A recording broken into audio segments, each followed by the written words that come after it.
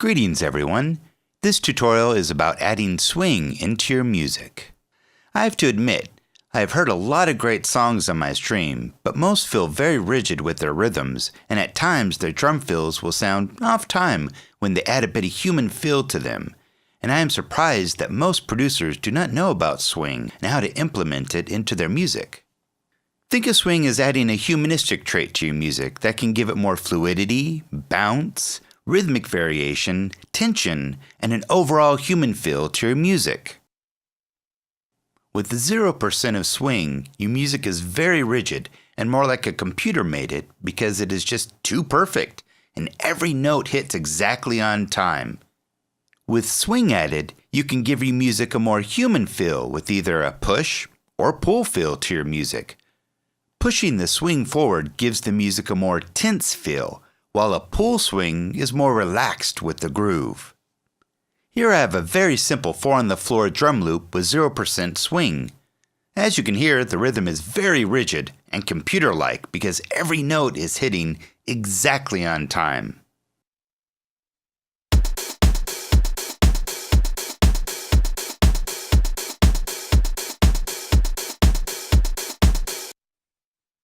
When I add swing set to 16th notes at 25%, you can hear the rhythm become more relaxed, human, and more of a groove than just a boring computer-like drum loop that it was before.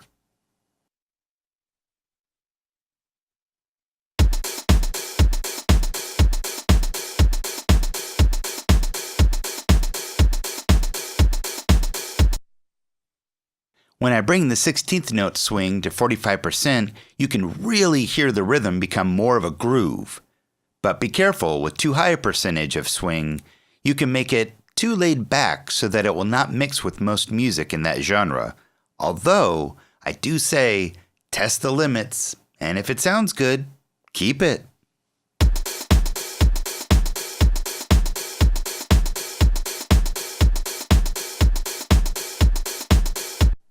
Another thing I highly encourage you to do is to try out different swing note lengths and percentages on different parts of your track so you can get a more complex rhythmic feeling. Here's the same drum loop with the swing now set to 8th notes at 25%.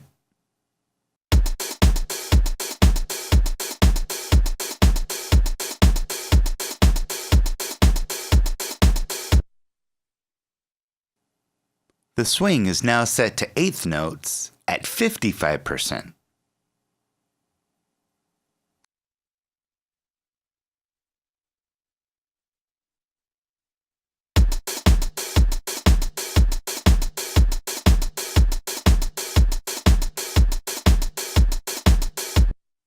As you just heard, you can really change the original sound a lot by using swing. This goes for MIDI parts and warped audio in Ableton Live. Be careful though, you do not want to make it so that the track overall does not flow together. Each part must complement the other and not conflict. Unless, once again, you're making music that does that on purpose, like glitch, experimental, and others. I do want to say that the best way to get a more emotional human feel to your music is to perform it yourself. I'm not putting down any other way of producing. In fact, a lot of the time I use my trackball to input notes. But when needing to improvise and flesh out a part of a melody or rhythm, nothing beats playing it live. It can save you a lot of time and you may find some gems while improvising. With that said, there is no harm in adding swing to your MIDI parts you performed. It may add a bit of flair to your track or give it a new feel entirely. Now you can see why using swing is a very important element in music production. It can give you music that much needed human touch and gives you more flexibility and experimentation with your individual tracks, especially when you've hit a wall while producing. Try experimenting with swing on various parts of your track to see if something new comes out of it. You never know what you will find if you don't go searching for it in the first place. I hope you enjoy my tutorials. If you do, please subscribe to me on YouTube. If you would like to chat with other music producers from all over the world about music production and get instant feedback on your music, you can catch my live video stream on Twitch every Tuesday through Friday, 9 a.m. to 1 p.m. Pacific Standard Time at twitch.tv/Kinetic Distortion.